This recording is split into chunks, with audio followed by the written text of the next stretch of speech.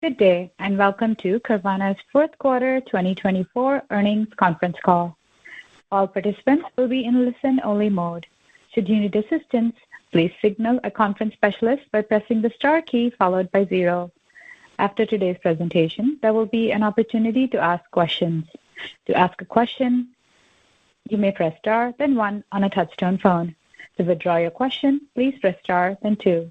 Please note, this event is being recorded. I would now like to turn the conference over to Meg Kehan, Investor Relations. Please go ahead. Thank you, Asha. Good afternoon, ladies and gentlemen, and thank you for joining us on Carvana's fourth quarter and full year 2024 earnings conference call. Please note that this call will be simultaneously webcast on our Investor Relations section of the company's corporate website at investors.carvana.com. The fourth quarter shareholder letter is also posted to the IR website. Additionally, we posted a set of supplemental financial tables for Q4, which can be found on the Events and Presentations page of our IR website. Joining me on the call today are Ernie Garcia, Chief Executive Officer, and Mark Jenkins, Chief Financial Officer. Before we start, I would like to remind you that the following discussion contains forward-looking statements within the meanings of federal securities laws, including, but not limited to, Carvana's market opportunities and future financial results that involve risks and uncertainties that may cause actual results to differ materially from those discussed here. A detailed discussion of the material factors that cause actual results to differ from forward-looking statements can be found in the Risk Factors section of Carvana's most recent Form 10-K. The forward-looking statements and risks in this conference call are based on current expectations as of today, and Carvana assumes no obligation to update or revise them, whether as a result of new developments or otherwise. Our commentary today will include non-GAAP financial metrics. Unless otherwise specified, all references to GPU and SG&A will be to the non-GAAP metrics, and all references to EBITDA will be to adjusted EBITDA. Reconciliations between GAAP and non-GAAP metrics for our reported results can be found in our shareholder letter issued today, a copy of which can be found on our IR website. And with that said, I'd like to turn the call over to Ernie Garcia. Ernie? Thanks, Meg, and thanks everyone for joining the call. 2024 will always be a defining year in the Carvana story. In 2024, we became the most profitable public automotive retailer in U.S. history as measured by adjusted EBITDA margin, while simultaneously being the fastest growing. There are many quarterly and annual numbers that support and punctuate this point, but the simple reduction is the most important. The most profitable ever and fastest growing is very powerful. We also did this with 1% nationwide market share. This is a very unique long-term growth opportunity. And we are built for scale. Our inspection centers that were in operation before we began integrating our ADESA megasites had capacity for over 1 million retail units, about 3 times our current volume. Fully integrating all ADESA megasites will give us capacity for approximately 3 million retail units, or 8 times our current volume. And this isn't conceptual. In 2024, we integrated 6 of the 56 ADESA sites. We expect to open approximately another 10 megasites this year, 2 of which we have already announced. This reduces the execution risk of achieving significantly more scale, and that extra scale will come with the positive feedback inherent in our model. Our business model took us $10 billion, tens of millions of hours of effort, and over 10 years to build. It is hard, and the difficulty of building it is very clear through the simple exercise of looking at the outcomes and difficulties of the many companies around the world, including ourselves, that have attempted to build something similar over the last 10 to 15 years. In addition, our market enjoys unique competitive dynamics. We compete in a highly fragmented market. Our largest direct competitor has about a 2% market share. The largest 100 direct competitors combined have about 10% market share. We are a team of builders that have stuck together through thick and thin and accumulated the lessons that have been learned at every step of our journey. We imagined the business, we designed the customer experience, we built the technology and operational apparatus that was necessary to deliver it. In just 8 years, we had scaled that complex system quickly enough to be tied for the 3rd fastest company to make the Fortune 500 in history. We faced hardship together, and most recently, we did all the hard, detailed work that is necessary to prove that the machine that we imagined is the most efficient machine in our industry for buying and selling cars. The team that did all of this is still here, and we are still hungry. And importantly, we deliver an experience our customers love. It is faster, simpler, more confidence-inspiring, offers greater selection, and better value than is available elsewhere in the market. And we aren't even close to done. There are fundamental gains left to be harvested. We will go get them. There are many opportunities to make our machine more efficient and add new foundational capabilities to serve our customers and partners better. We will build them. There is room to make our customer experiences simpler, more efficient, more delightful for our customers. We'll make that happen too. We're at an exciting moment in our history. We are firmly on the path to buying and selling millions of cars, to becoming the largest and most profitable automotive retailer, and to fulfilling our mission of changing the way people buy and sell cars. There's nowhere we'd rather be. The march continues. Mark? Thank you, Ernie, and thank you all for joining us today. 2024 was a monumental year for Carvana and solidified the long-term earnings power of our vertically integrated business model. We entered the year focused on driving fundamental gains and enhancing customer experiences while also beginning to layer in certain growth initiatives. Throughout the year, we maintained that mindset and achieved additional fundamental gains, which resulted in significant improvements in unit economics and meaningful enhancements to our customer offering. This enabled us to once again leverage the three fundamental drivers of growth that we have benefited from in the past and expect to continue to benefit from in the future. 1, continuously improving our customer offering. 2, increasing awareness, understanding, and trust of our brand. And 3, increasing inventory selection and other benefits of scale. Positive feedback created by these drivers resulted in a 33% year-over-year growth rate in FY 2024 retail units sold, significantly outpacing the industry, while simultaneously driving material operating leverage and industry-leading margins. We set new company records in numerous financial metrics, including adjusted EBITDA of $1.38 billion, adjusted EBITDA margin of 10.1%, GAAP operating income of $990 million, GAAP operating margin of 7.2%, net income of $404 million, and net income margin of 3.1%. Moving to our fourth quarter results, where unless otherwise noted, all comparisons will be on a year-over-year basis. The fourth quarter was again an exceptional quarter for Carvana that was driven by our team's ability to achieve further fundamental gains and operating efficiencies while also pursuing significant year-over-year growth. Fourth consecutive quarter, we earned positive net income, and we set new fourth quarter records for retail units sold, adjusted EBITDA margin, GAAP operating income, GAAP operating margin, net income, and net income margin. The strong demand we experienced in the first 3 quarters of the year continued into the fourth quarter. Retail units sold totaled 114,379 in Q4, an increase of 50%, a significant acceleration from Q3, leading to the second highest quarterly retail unit sales in our history, despite Q4 being a seasonally lower demand period. Revenue was $3.547 billion, an increase of 46%. Like the full year, our growth in the fourth quarter was driven by our 3 long-term growth drivers. We believe as we continue on our path of profitable growth, each driver will improve, creating more positive feedback in the model.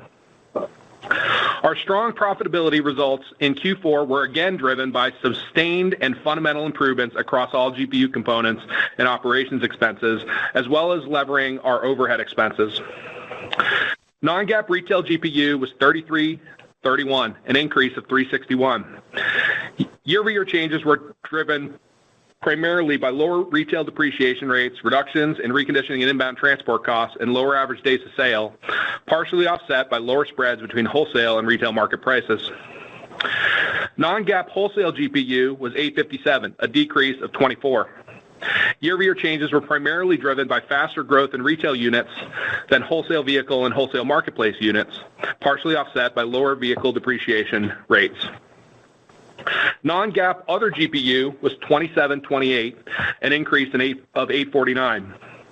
The increase in other GPU was primarily driven by higher spreads between origination interest rates and benchmark rates, lower credit spreads on securitization transactions, changes in loan sale channel mix, and selling a greater volume of loans relative to originations in Q4 24 compared to Q4 23. Non-GAAP SG&A expense was $432 million, an increase of 15%. Q4 was another strong quarter for demonstrating the power of our model to lever SG&A expenses. Our 50% growth in retail units sold led to a $1,165 reduction in non-GAAP SG&A expenses per retail unit sold. Carvana operations portion of SG&A expense totaled $1,696 per retail unit sold, a decrease of $328 driven by our operational efficiency initiatives. The overhead portion of SG&A expense totaled $159 million in Q4, an increase of $9 million, primarily driven by non-recurring items. We continue to see opportunities for significant improvement in per-unit SG&A expenses over time and as we scale, driven by both continued efficiency in operational expenses as well as leverage in the fixed components of our cost structure. Adjusted EBITDA was $359 million in Q4, an increase of $299 million. Adjusted EBITDA margin was 10.1% in Q4, a 7.6 percentage point increase. Our adjusted EBITDA margin of 10.1% was industry-leading and is well within our long-term financial model EBITDA margin range of 8 to 13.5%. We continue to see meaningful opportunities for fundamental gains to continue driving toward the higher end of that range over time. Our adjusted EBITDA is very high quality compared to many rapidly growing companies due to our relatively low non-cash expenses. GAAP operating income was $260 million in Q4, leading to GAAP operating margin of 7.3%, leading the public auto retail industry. As previously noted, we currently carry many expenses that support retail unit sales capacity of over 1 million units and expect our GAAP operating income to grow faster than adjusted EBITDA over time. As discussed in prior quarters, we believe that pairing our strong financial results with the measured actions we have taken position us well to continue delevering our balance sheet over time. As a company that we believe has the opportunity to be a many-year compounder, we believe in having a strong balance sheet with substantial liquidity and a strong credit rating. In the fourth quarter, we took additional steps to further bolster our balance sheet, retiring $120 million of our 2028 senior secured notes and raising $924 million of equity through our ATM program. At the end of 2024, we had more than $1.7 billion of cash and $3.6 billion of committed liquidity resources, a $2 billion increase year over year. In addition, our ratio of net debt to adjusted EBITDA was 2.8 times, and our ratio of adjusted EBITDA to interest expense was more than 2 times, demonstrating significant progress toward our deleveraging goals. We remain committed to further deleveraging through growth in adjusted EBITDA and plan to drive toward investment-grade quality credit ratios over time. Our results in 2024 position us well for a strong 2025. Assuming the environment remains stable, looking forward, we expect significant growth in both retail units sold and adjusted EBITDA in full year 2025, including a sequential increase in both retail units sold and adjusted EBITDA in Q1 2025. In conclusion, 2024 was an extremely exciting year for Team Carvana. We achieved 2 very significant milestones of becoming the fastest growing and most profitable automotive retailer. The strength of our financial results and the strength of our customer offering position us well to continue to take market share as we progress in our long-term phase of driving profitable growth. Thank you for your attention. We will now take questions. We will now begin the question and answer session. To ask a question, you may press star, then 1 on your touch-tone phone. We ask that you please limit yourself to 1 question and a follow-up. If you're using a speakerphone, please pick up your handset before pressing the keys. If at any time your question has been addressed and you would like to withdraw your question, please press star, then 2. At this time, we'll pause momentarily to assemble our roster.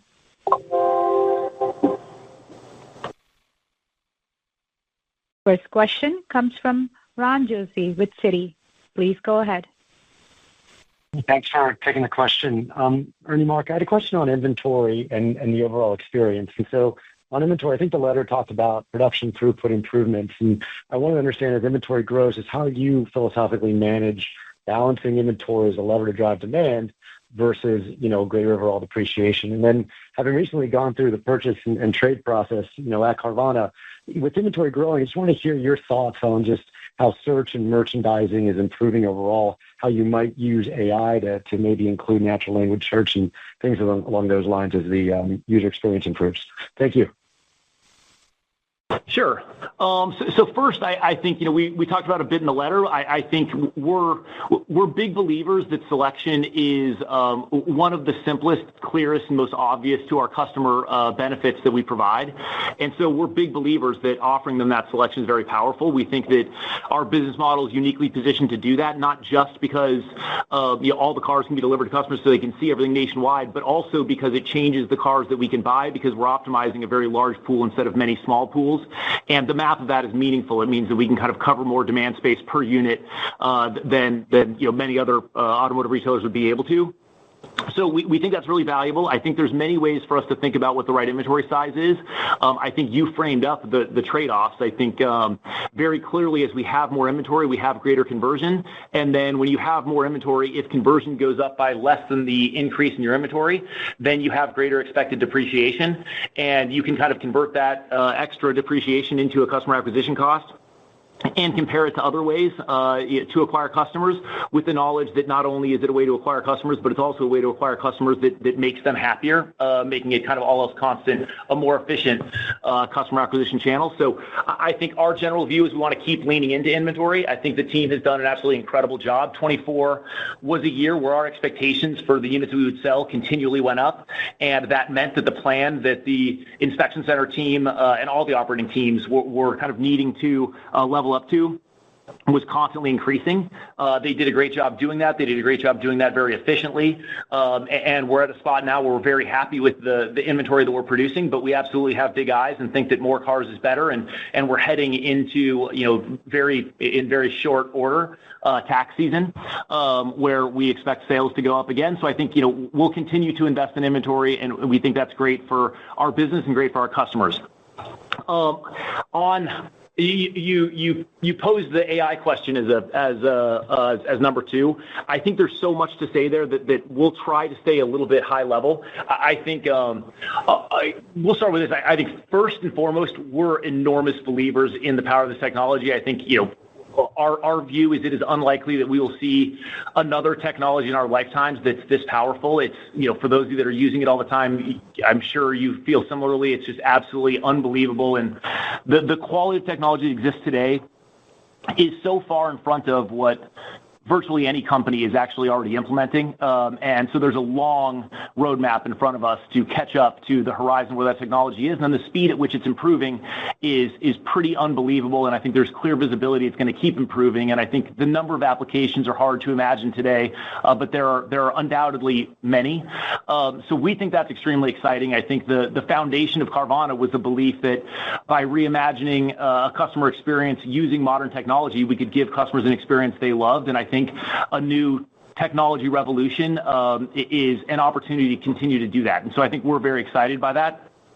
I think our business has a number of unique advantages that put us in a position to leverage these technologies in a more fulsome way than many of our competitors are likely to be able to. One that's very obvious is scale. We've now sold over 4 million cars.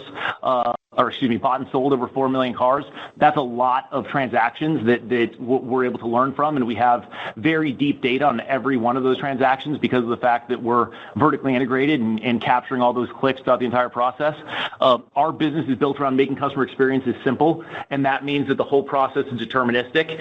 There's not negotiation in between, and that makes all the calculations easier and something that can be done ahead of time, as long as your data is well organized, which makes the power of any of these AI agents greater, or AI applications greater. We're vertically integrated, which means that the entirety of the transaction, that to a customer feels like one thing. When a customer buys a car, they feel like they're doing one thing. When we think about it from a business perspective, oftentimes there's a number of horizontal businesses stacked on top of each other that are providing that single experience, but that creates friction to fully implementing the most optimal technological solutions that are available. We're vertically integrated. We think it means that we can give customers a simpler experience, and we think that's accentuated by these stronger technologies.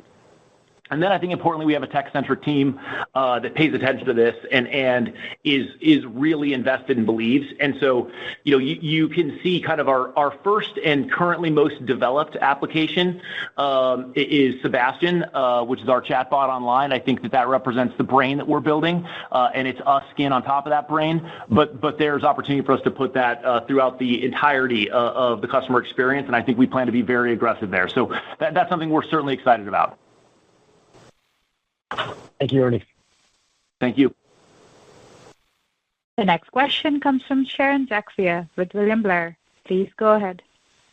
Hi, good afternoon. Congratulations on a good 2024. That is Sharon. Is that the first time you've done that? Yes, I know. And it was a full year. Mm-hmm. That means a lot, Sharon. Thank you. Would you do us a favor and let the stock market know? I won't ask you to define significant growth in 2025, so I'll let you pass on that. I do have a question on kind of a GPU. Obviously, very impressive numbers in 2024 at 7,200. From here, kind of what are the pushes and pulls on GPU, or should we really expect kind of leverage on that Carvana operations part of SG&A to really be the driver of margin from here?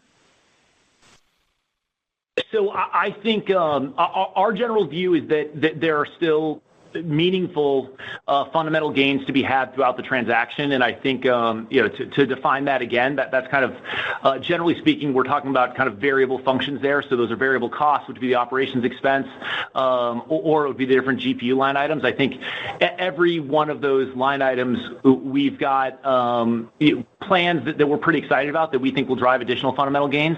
Now, I think when you get those fundamental gains, you have to decide what to do.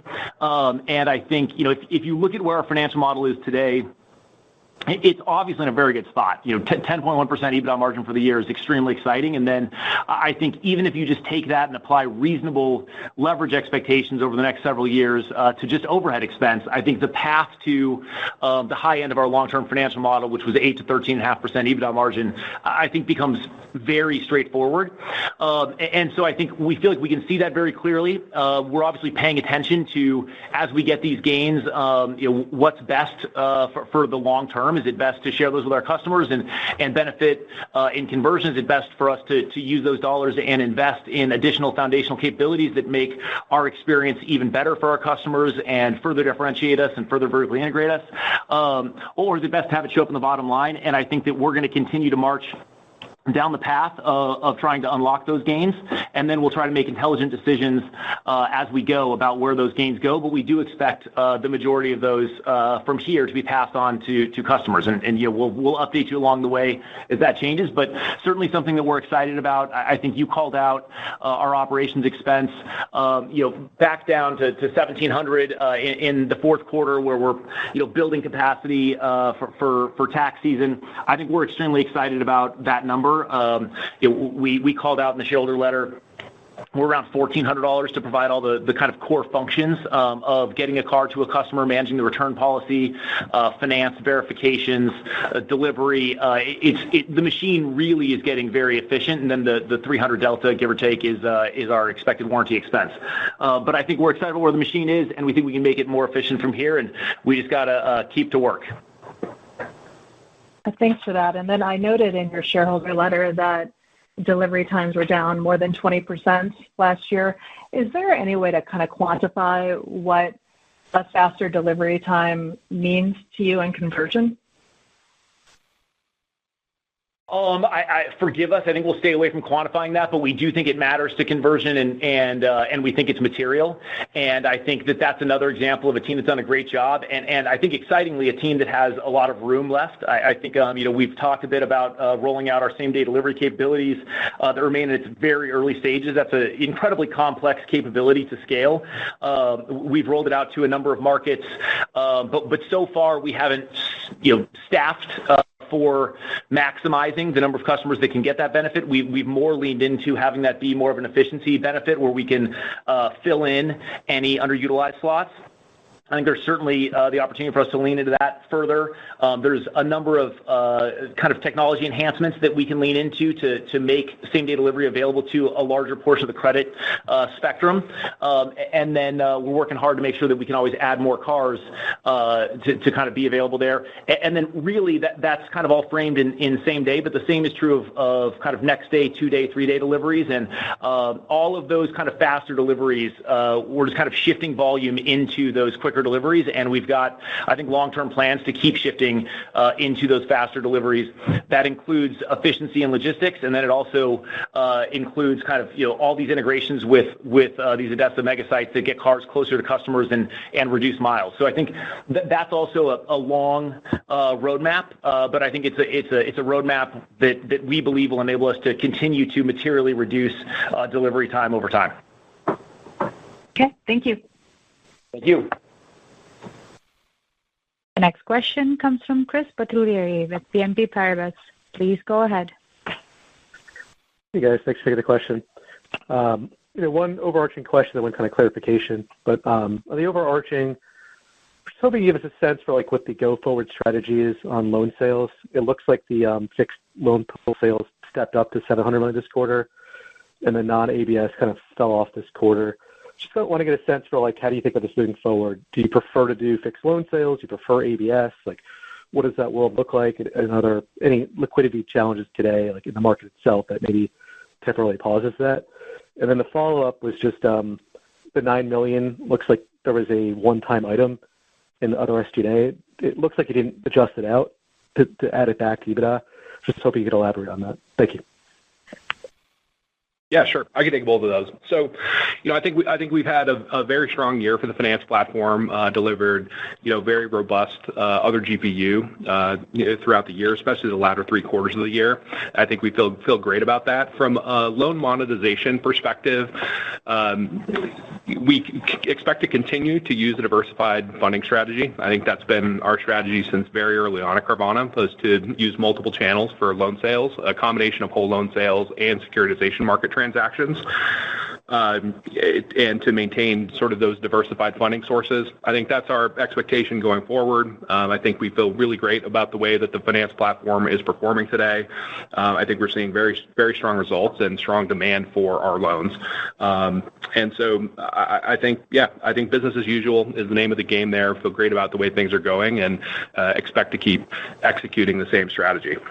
I think on your question about SG&A expense and the non-recurring items, I guess a couple things to call out there. One, we did do this thank you bonus in Q4. 2024 was a truly special year for Carvana, and we want to say thank you to employees across the company. And so we did a thank you bonus in Q4. In total, it was just shy of $9 million across the company as a whole. Now, that did not all go to overhead expense. Only a fraction of that went to overhead expense, but it did get spread out across cost of sales, operations expense, as well as overhead expense. But the overhead expense portion was, one of the small non-recurring items. There were a few others as well that added up to that $9 million, but that just gives you a sense. And then in terms of backing it out of adjusted EBITDA, we have not historically, backed out sort of small miscellaneous non-recurring items out of adjusted EBITDA. Good. Makes sense. Thanks. Appreciate it. The next question comes from Daniela Higgian with Morgan Stanley. Please go ahead. Thank you. Mark, you mentioned your goal in achieving a strong credit rating. How are conversations going with the credit rating agencies to help improve from current levels? What do you feel is important to demonstrate in terms of leverage, consistency of free cash flow, or something else? Sure. Yeah. So, I think our view is the most important, thing that we can deliver from a credit perspective is very strong metrics, and I think we did that overwhelmingly so in 2024, and then obviously expect significant growth in retail units sold and significant growth in adjusted EBITDA looking to 2025 as well. I think some of the metrics that we're focused on, our net debt to adjusted EBITDA is all the way down to 2.8 times. I think that's, a strong ratio. We think there's lots of room to improve on that over time, but I think that's reflects a meaningful improvement from, where we were, 1 or 2 years ago. Similarly, our interest coverage now above 2 times. We think there's lots of room to improve on that as well, and that is our intent. And so, I think the most important thing we can do is deliver on metrics, and I think the ratings will take care of themselves over time. Thank you. And then you've also mentioned reconditioning capacity for 1 million units. Shareholder letter said real estate capacity for 3 million units. What are the biggest gating factors near term limiting potential growth in units? Is it rooftops, physical labor, logistics, freight, combination? I think it's the entire operational chain, but I think what we've called out in the past as being the kind of most operationally intensive part of that chain is reconditioning, and historically that included acquiring real estate, doing the capex to get that real estate ready, hiring, training, and then executing. And I think given where we are today and given the real estate footprint that we have, we can scale to about 3 times our current scale with just hiring, training, and executing, and then I think we can get to about 8 times times our current capacity with the opening of these mega sites, CapEx, hiring, and executing, hiring, training, and executing. And so I think it's a simpler path than it was in the past. I think there are obviously other parts of the business that are very complex as well.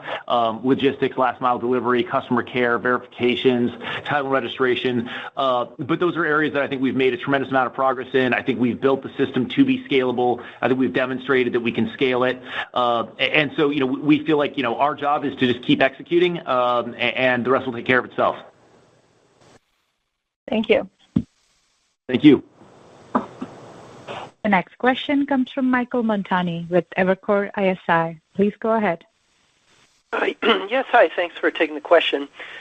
Just wanted to ask, first off, when you look at the number of markets that you all are in, I think it was pretty steady at 316.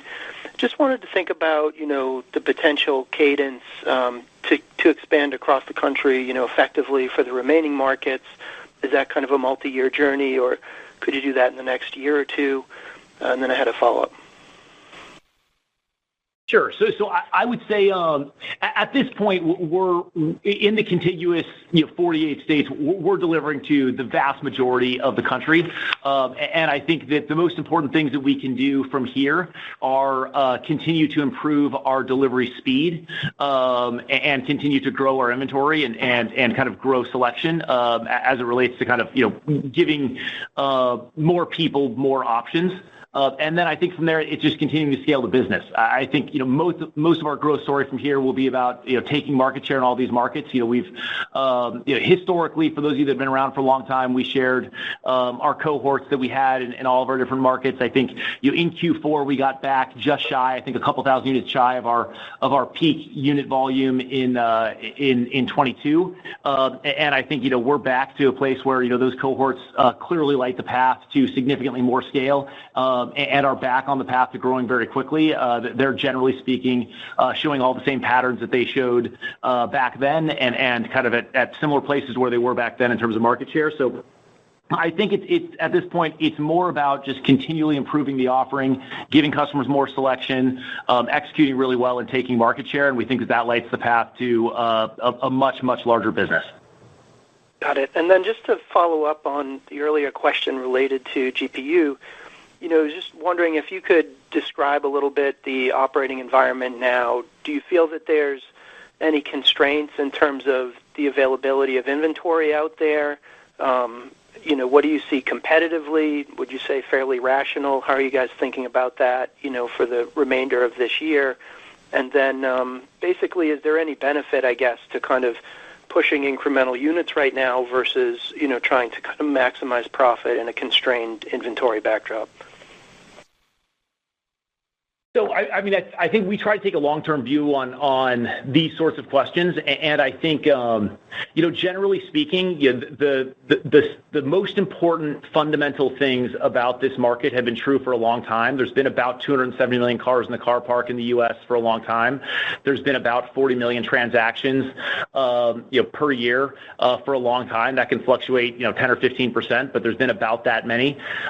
Generally speaking, the supply is all there, right? Customers are effectively just trading cars with one another or other owners of those cars or are getting those cars to a customer. And we kind of exist inside of that machine. So we don't think that there's kind of a fundamental impact that we have on inventory. We think it's about getting market share of kind of customer demand, and then that leads to market share of supply very mechanically. I think that, we also believe that the market has pretty stable profits. I think if you look at the various public automotive retailers out there today, generally speaking, their EBITDA margins, for example, are still a touch above where they were in 2019, but they're getting very similar. They're in a similar spot to where they were in 2019. And our best guess is that they'll probably hang out about that level. I think there are deep structural reasons why that's about the profitability of these businesses. And we think that that's great news because it just provides more of a proof point and ballast that these are the economics of the business. And then I think you didn't ask this question, but I think we oftentimes get a similar question about financing. How will we be able to scale financing? And I think the same thing is true of financing. We exist in a mature market. The various finance providers are out there providing loans to customers through different channels. If you have the customer demand market share, then there is demand to make loans. And we are not creating new demand. We are simply kind of displacing those that were previously providing those loans to the loan buyers. So I think, to us, it's the advantage of being in a very large, very mature market. You have very clear visibility of what the unit economics are. You know the fundamentals of the business, and then your job becomes just make sure that you're delivering an experience the customer loves, that the customers love, that you're taking market share, and that you execute well. And I think that remains the name of the game for us, and that's the path that we're on.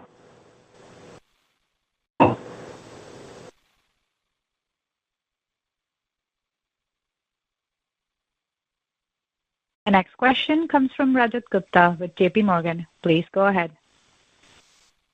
Great. Thanks for taking the question. I just had first one on the fourth quarter retail GPU. It was in line with the guidance or commentary you provided. I was curious if you could elaborate a bit more on the sequential move. How much was it driven by just the pickup in the commercial retail marketplace, and just how much influence that might have had on that number? Or was it just the core business that had the typical seasonal, or the non-marketplace business that had the typical seasonal drop off? And had a quick follow up on the guide. Thanks. Sure. Yeah, I'll hit that one. You hit it. I think our retail GPU in Q4 came in exactly in line with our expectations and our outlook. I think the sequential move from Q3 to Q4 in retail GPU is nearly exactly what we saw on average in the pre-COVID years. Obviously, it can bounce around from year to year, but if you just kind of look at an average across multiple years, it's right in line with those historical averages. So I think that indeed informed our outlook to a degree. So I think we saw what for us has been typical seasonality in Q4 on a year-over-year basis. I think we had some good wins. In particular, we did see reconditioning and inbound transport costs come down on a year-over-year basis as a result of those operational efficiency initiatives that we've been so focused on. But nothing tied to the commercial marketplace ramp that would have influenced the number from 3Q to 4Q, or was it not material enough to call out? The way I think about it is we have seen sort of a normal seasonal pattern in retail GPU over a period of many years, and we saw exactly that pattern this year as well. Got it. And then just maybe into the guide, just on like the equity offer. I mean, just the $900 million that you raised in the fourth quarter. It seems like you hinted in the letter, at a potential like refi opportunity. Anything you could elaborate on that? The timing of that. Is this the right time to do it? And obviously, running your balance sheet with a lot of cash right now. Just curious, what are the immediate uses you think would be best for that cash? Thanks. Sure. Yeah. So let me hit that from a couple of different perspectives. I think one of the things we called out in the letter is that our credit ratios are improving rapidly for multiple reasons. One is we're very quickly growing adjusted EBITDA, but as a second is we expect a meaningful step down in GAAP net interest expense in 2025 relative to 2024.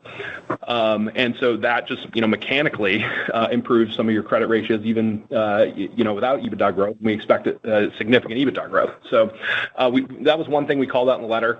I think the other thing we called out in the letter, we don't have any near-term expectations of a refinancing of our secured notes. However, the secured notes are now trading at about a 7 yield, meaningfully below the coupon on the notes.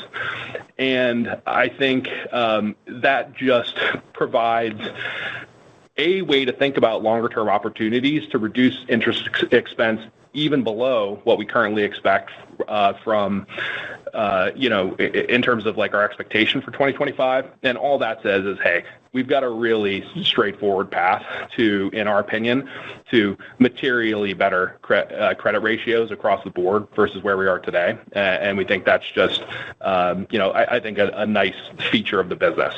Why is that important to us?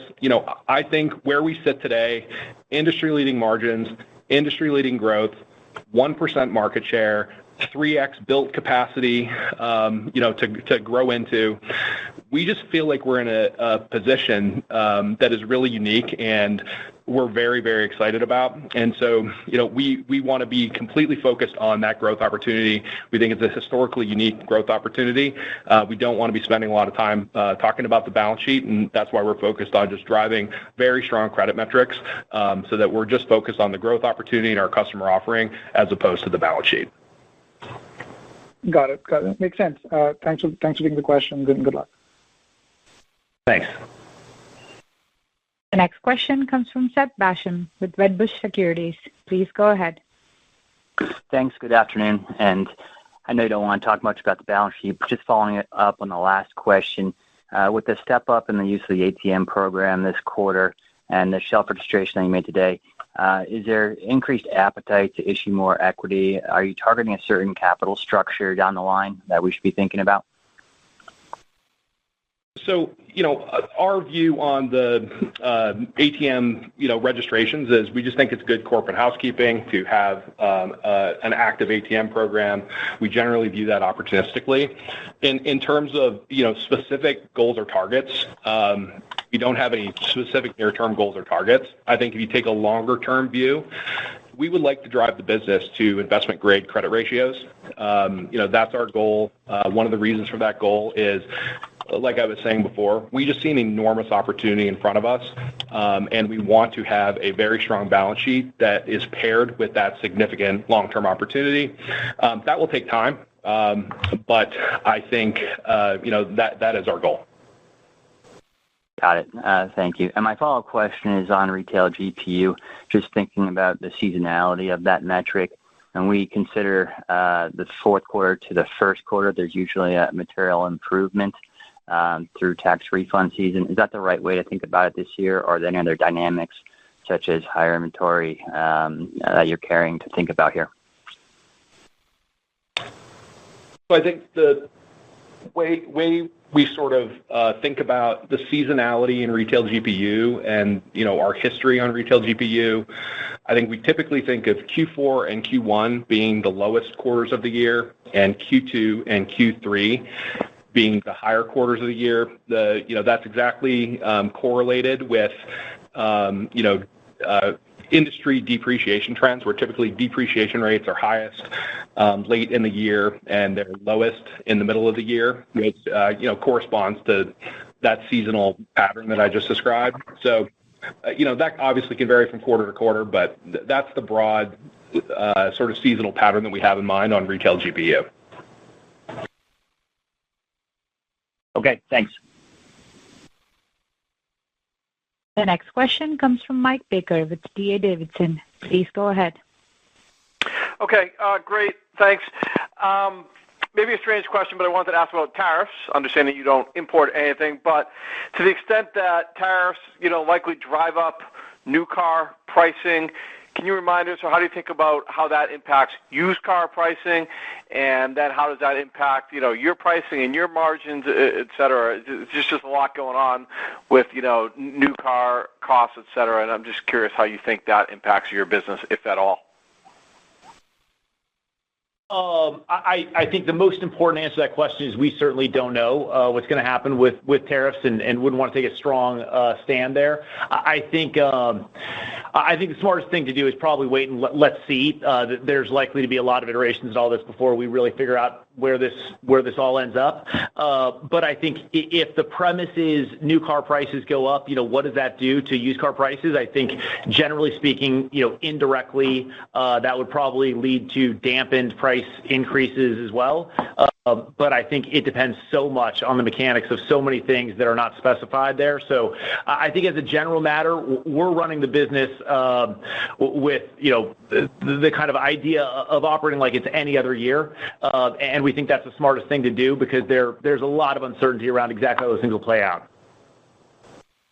Fair enough. All right, if I could ask one more, I won't call it a follow-up because it's unrelated, but just thinking about, you've talked about a couple different ways, but, do you reinvest to drive more units? Do you let it go to the bottom line to generate higher EBITDA margins?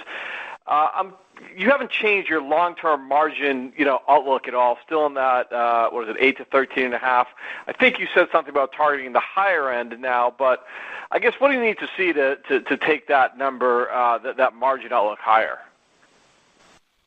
Sure. Well, I think, first, just for clarity, we definitely are targeting the high end. And I think, as discussed earlier, I think if you take the performance of even this full year, we were improving throughout the year and just apply kind of reasonable leverage assumptions, you can get to the high end. And so I think that the path there is very clear.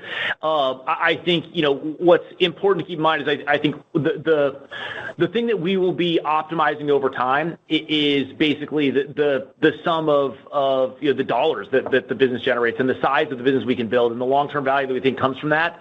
And that obviously includes a conversion element as well. And so that's something where I think the optimal amount of fundamental gains that should be shared with customers and should be showing up in our income statement is a function of your belief around some of those things. And I think given our measures of the different inputs into that equation and our best guesses today of where that will end up, we think aiming for the high end of our long-term financial model is a very reasonable thing to do, and we think that suggests that many of the fundamental gains that we'll make from here will be shared with our customers in various ways, which I think some will be obvious and some will be more creative, and we'll seek to do that in the ways that are most efficient. But I think that's generally how we're thinking about it today, and in general, as long as we just keep making the business better, we have a lot of great options, and we'll see where that takes us. Makes perfect sense. Thank you. Thank you. The next question comes from Jeff Flick with Stephens. Please go ahead. Thanks for taking my question. Congrats on a great quarter, guys. Thank you. So, Ernie, I was wondering if you could maybe just opine a little bit on the acceleration in unit growth, going from, 34 in Q3 to 50, and then on a 2-year basis from 6 to 31. On our fireside chat we had earlier in Q3, we talked about, inventory kind of being the gating factor of growing units. I was wondering, if retail marketplace had any effect on the acceleration. Where do you see the acceleration coming from? Do you still think inventory is the gating factor? Because I did notice you guys didn't wholesale quite as much. Were you kind of reaching from that pool a little bit to get marginal units? So anything you could add there? Sure. There's a lot there. So I think we spoke earlier about the success that we've had in building inventory because of all the hard work by the various members of the various teams, and I think that clearly, all else constant, is undoubtedly helping. You made a reference at the end of the question to wholesale units. I think that the kind of move that we saw in wholesale units was pretty similar to historical moves in absolute units that we've seen from Q3 to Q4. I think that's also related a bit to depreciation. Generally speaking, on units that we plan to wholesale, we're pricing those with the knowledge that we're going to take them to market very shortly after buying them and sell them at market. And so when there's higher depreciation, that impacts customer offers. And so it's generally a time of year where there are fewer wholesale units. And I think that the kind of moves that we saw there were very much in line with previous years. I think when you think about partner retail, I think the first order way that we are thinking about that is it's a replacement source of inventory that we think is highly scalable and we think has the opportunity for us to leverage our unique assets in a couple forms. But I think one that is very concrete is just these mega sites and our inspection centers to partner more efficiently with natural sellers of cars and to gain additional fundamental gains by basically making sure the cars are moved less often and faster and at lower cost. I think most of those fundamental gains, that we believe are achievable in those partnerships are not yet achieved. And so I think today it's best to just think about that as a substitute, vehicle acquisition source, but not one that necessarily changes the customer offering all that much. I think what we believe has driven our growth has been most importantly the fact that customers love our offering, and then I think importantly the fact that there is positive feedback in our model. So as we grow inventory, there is higher conversion, which allows us to grow more inventory. You're seeing some of the other positive feedback show up in things like faster delivery times. And I think, our goal is just to kind of keep leaning into that and keep growing. And we think the limiting factor is our ability to execute effectively and make sure that we are delivering very high quality and ideally ever improving customer experiences. And I think that's what we'll continue to monitor and make sure that we're balancing carefully. And then just a quick one for Mark. One more. Go ahead.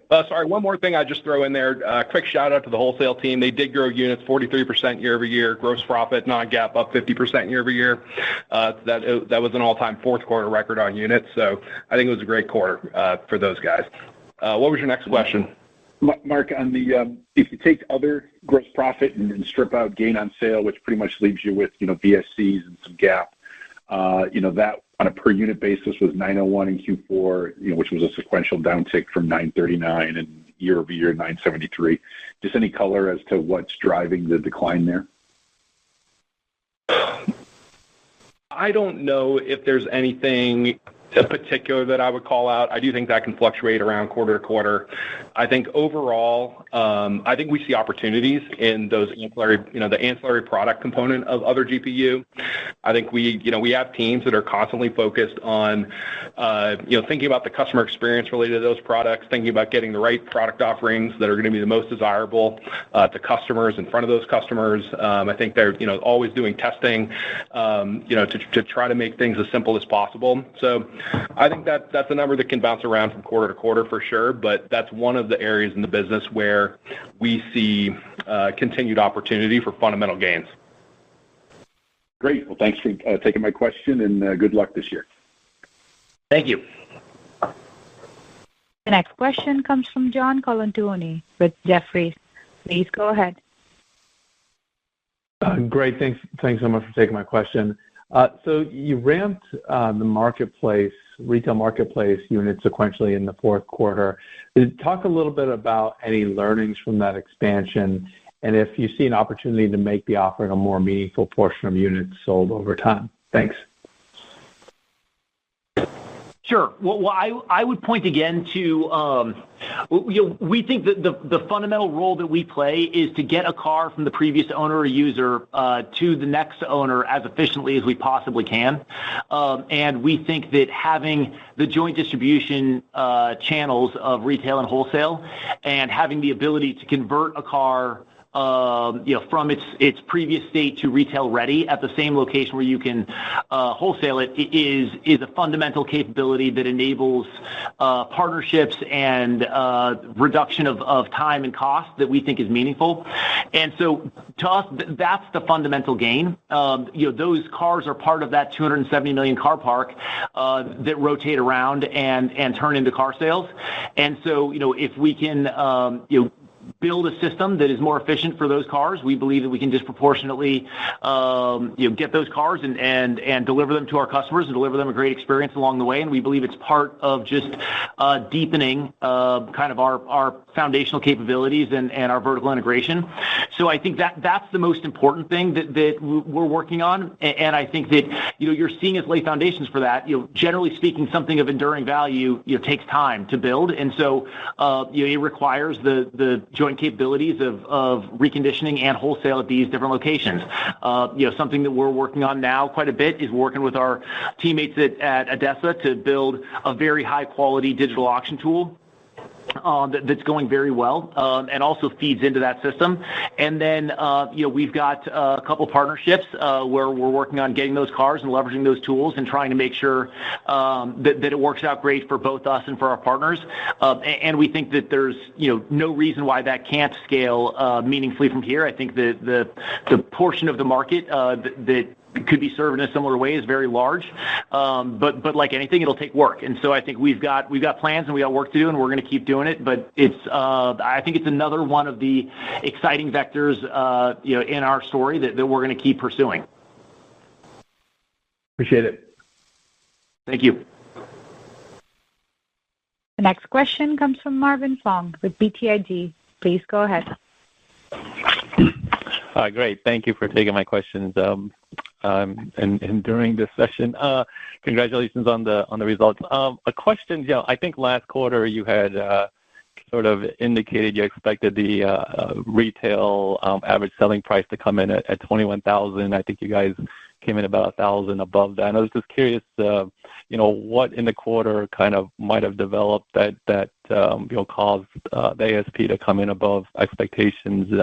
Was the pricing environment stronger than you expected, or was the drag from retail marketplace units lower than you expected?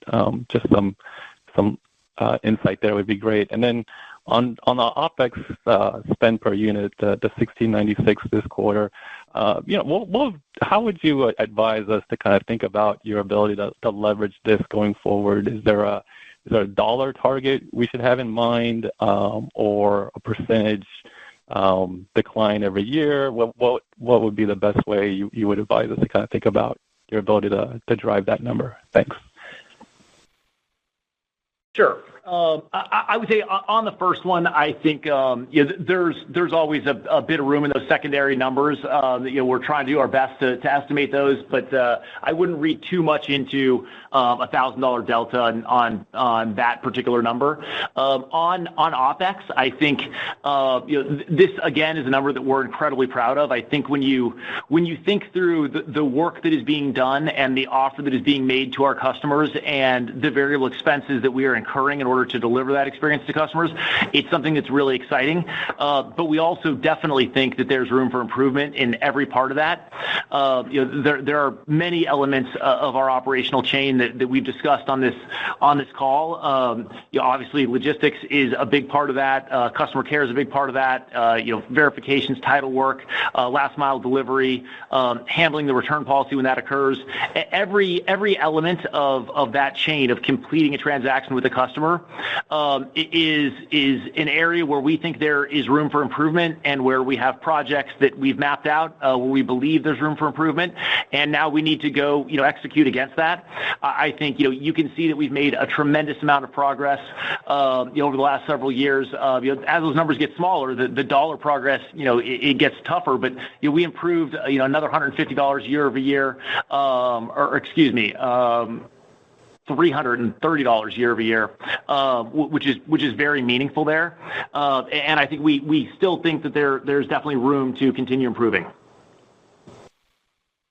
Got it. Thanks so much, Ernie. Appreciate it. Thank you.